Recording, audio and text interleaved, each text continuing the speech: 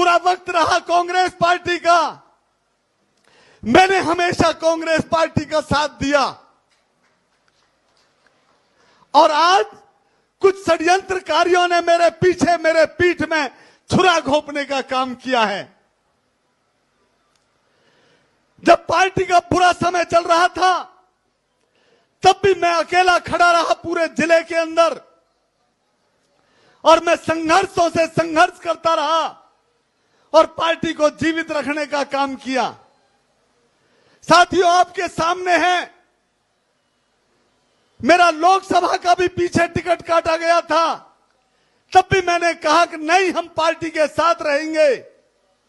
और नहीं तो उस समय कांग्रेस पार्टी को अच्छे अच्छे नेता अलविदा कहकर जा रहे थे और भारतीय जनता पार्टी से चुनाव लड़ रहे थे, लेकिन मैंने फिर भी अपने कदम नहीं पीछे हटाए। मैं फिर भी संघर्ष करता रहा। और आज पिछले, मैं कहता हूं, 15 वर्ष से इस क्षेत्र का कोई घर नहीं जिसकी चौखट पे मैंने माथा नहीं टेका हो।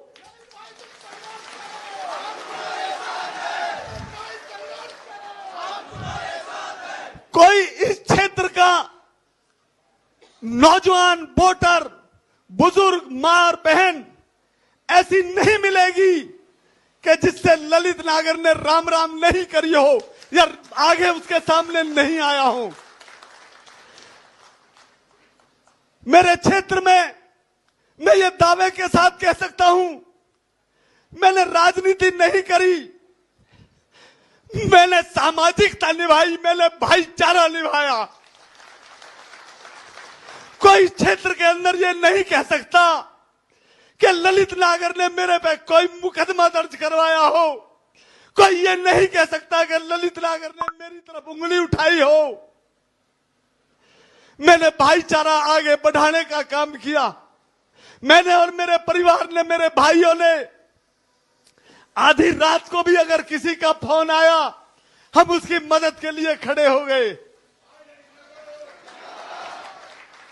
हमारे क्षेत्र में चाहे कोई कमी हो, चाहे कोई सुख हो, दुख हो, ललित नागर वहां नेता के रूप में नहीं, एक भाई के रूप में पौतने में बैठा हुआ मिला वहीं पे। क्या आज मुझे उस चीज की सजा दी जा रही है? आज यहां हवन होना था, मेरा हवन होने से पहले रोक दिया गया।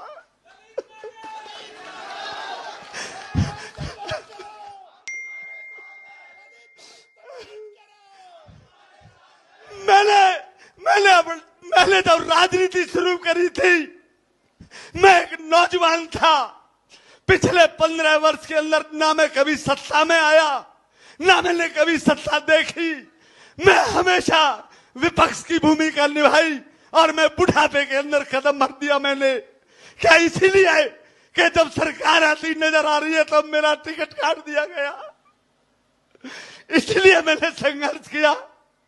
आज मेरे हवन में जहां अग्नि जलनी थी, आज अग्नि बुझी पड़ी है यहां पर।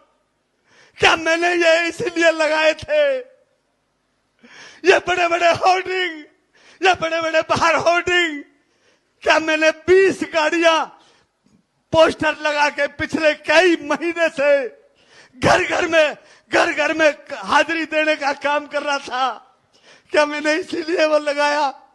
मैं मान लेता मेरी पार्टी ने अगर मेरे से कोई मजबूत कैंडिडेट को टिकट दे दी होती, लेकिन आज पैसे का खेल हुआ है और राजनीतिक मेरी हत्या करने का प्रयास किया है और ऐसे कैंडिडेट को टिकट देकर भेज दिया जिसको लोग नाम से नहीं जानते, गांव से नहीं जानते, जिसको शकल से नहीं जानते। क्या ऐसे ही लोगों को पार्टी टिकट देगी? भाई सरदारी, मैं आपसे कहना चाहता हूं, आप मेरे चाचा, ताऊ, भाई सब हो, मेरे आप सब कुछ हो। आज हमने ये पंचायत इसलिए बुलाई है, जो आपका डिसीजन होगा वो मेरे सिर माथे पर होगा। आप ये कहेंगे कि ललित नागर, तूने 20 साल मेहनत करी है और चुपचाप अपने घर के अंदर बैठ जा। मैं हुंकार भी नहीं भरूंगा और मैं चुपचाप घर में बैठ जाऊंगा।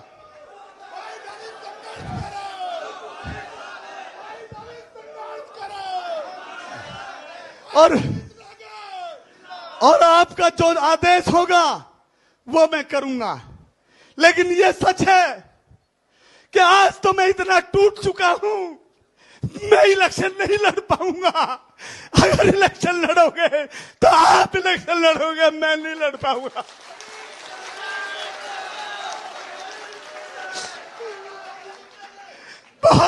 बहुत देर से सुन रहा हूं, बहुत साथियों ने कही है कि भाई इलेक्शन लड़ो, हम तुम्हारे साथ हैं। साथियों, मैं तुम्हारा चेहरा बन सकता हूं, लेकिन चुनाव आपने लड़ना पड़ेगा, आपने मेरा भाई बनना पड़ेगा।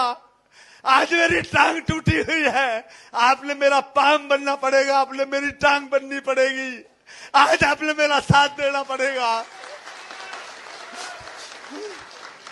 जब मैंने 15 वर्ष में आपका निरादर नहीं किया, मैं आपको वादा करता हूं कि आने वाले समय में भी आपका कभी निरादर नहीं करूंगा।